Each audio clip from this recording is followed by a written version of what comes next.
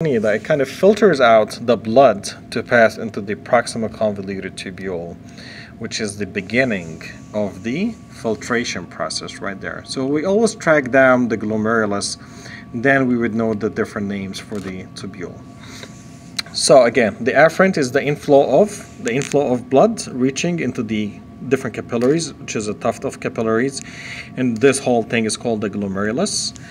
This is just the filtration pores itself is called the podocytes, which is the cells where the filtration will take place. So basically you would have the same osmolality, about 300 milliosmolars, roughly similar to the blood, but with the exception of having the RBCs or the white blood cells as well. So it would be the same plasma level, kind of.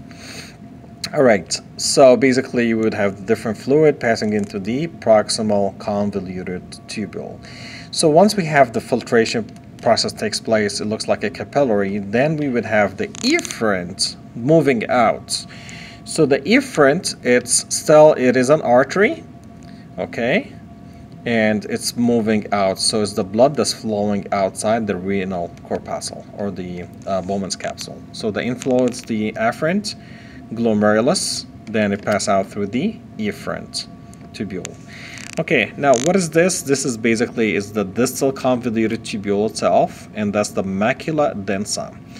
The macula densa, along with different cells, it would form the macula complex. Okay, so basically that's present between the afferent and the efferent arteriole, and that's where it will kind of adjust or detect the blood flow and the blood volume or the pressure, and we'll speak about it when we do the lecture portions. Okay, now if you go back again and let's go ahead and track down the tubule itself. Now we have different tubules. Now the proximal, we call it the proximal convoluted tubule. If it's a little bit distal, we call it the distal convoluted tubule. Then that's where the maximum, or actually all the glucose, will be reabsorbed back into our systems through the peritubular capillaries. Now we have surrounding capillaries here. It's not shown. It's called the peritubular capillaries, where reabsorb all of the glucose into our system. Not only that, it will reabsorb and modify the sodium, potassium, water as well. Okay, as we descend further, we have something called the loop of Henle. This is a U-shaped loop. And if we look further deeper, now we have different segments. We have the thick segment, then we have the thin segment right there. So this allows more reabsorption of water. In other words, we will have a higher concentration. So for instance, if the osmolar pressure is about 300 milliosmoles, and we'll move down into 600, 900, then further down into 1200 milliosmolar. Okay, now this is considered to be the thick descending loop of Henle. This is considered to be the thin segment or the thin descending loop of Henle. Now this is the ascending thin loop of Henle. This is the thick segment of loop of Henle.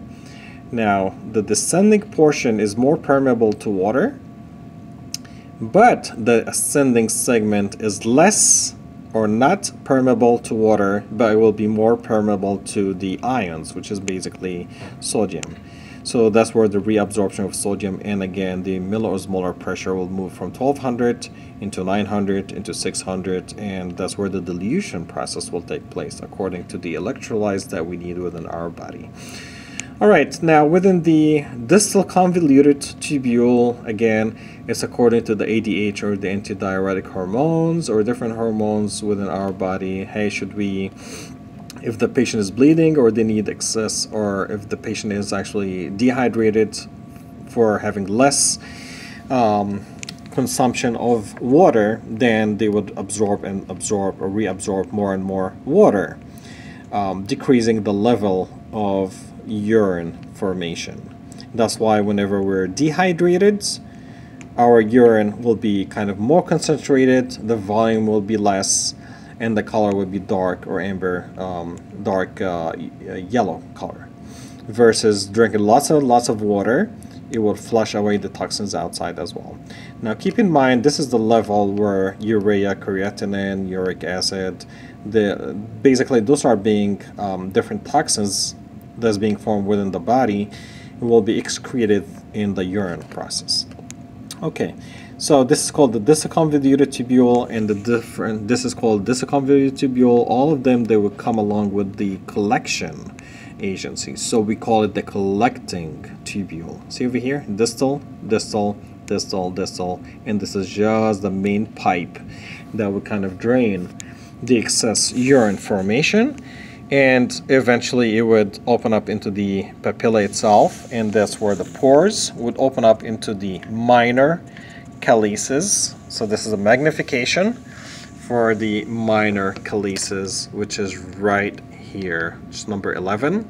Those are the minor calyces right there.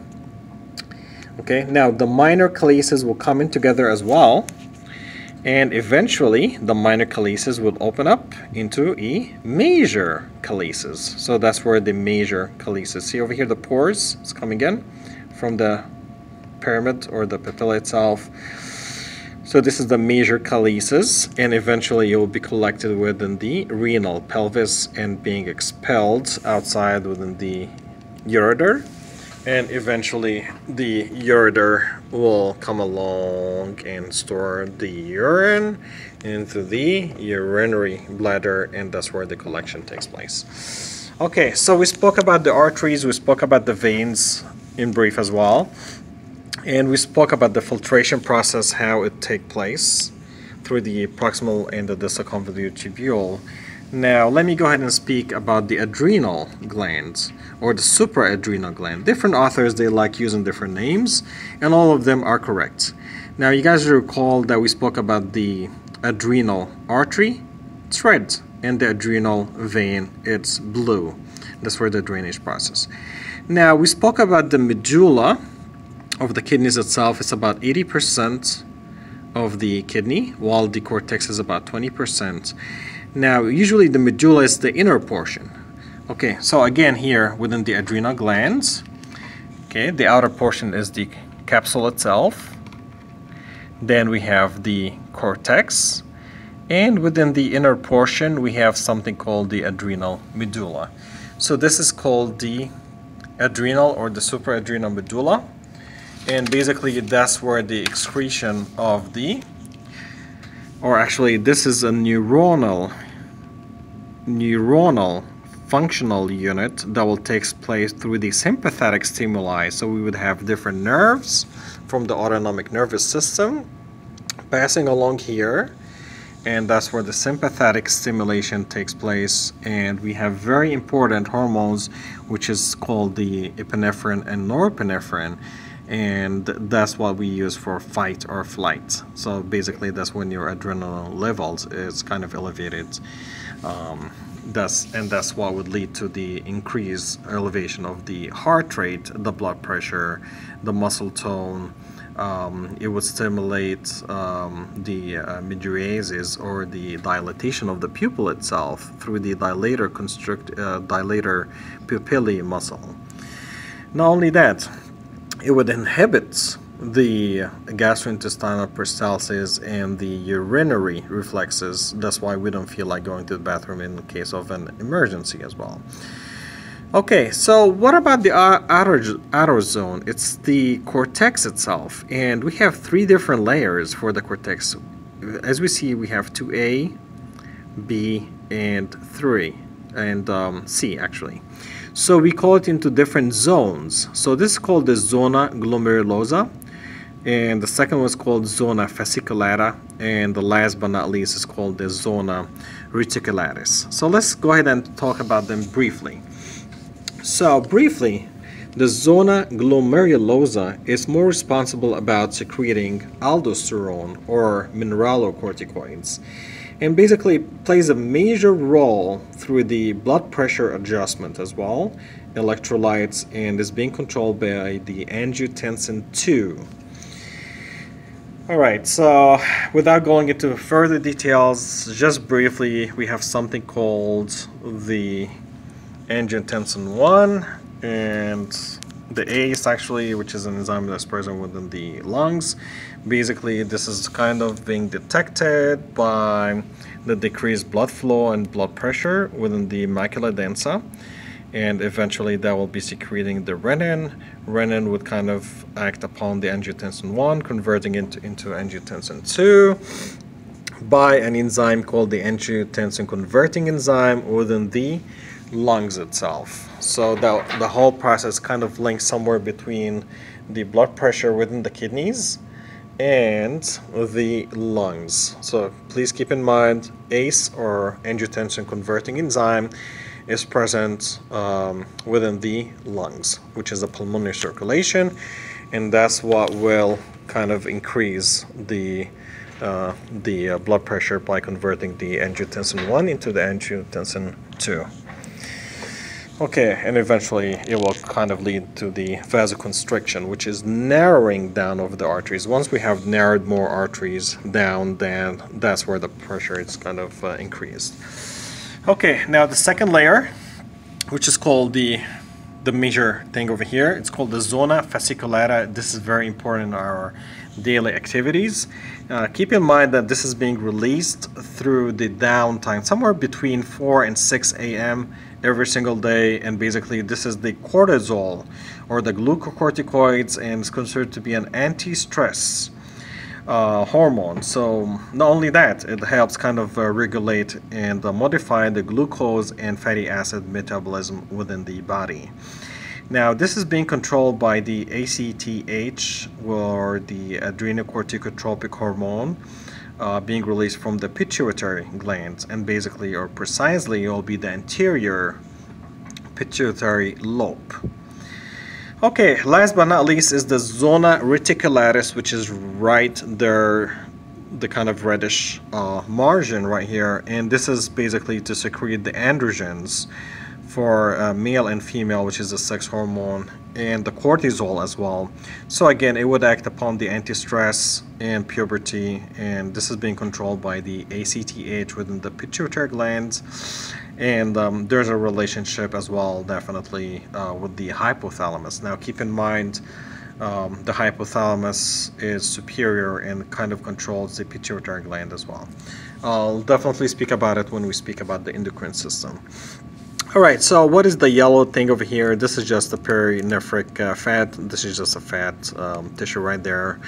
And if you look over here into the pyramids, see over here, that's where the nephron itself will take place. So if you keep a little bit closer over here, then you see that some of the tracks are linked between the cortex and the medulla as well. So there's different levels, and we have millions and millions of different nephrons within each kidney as well.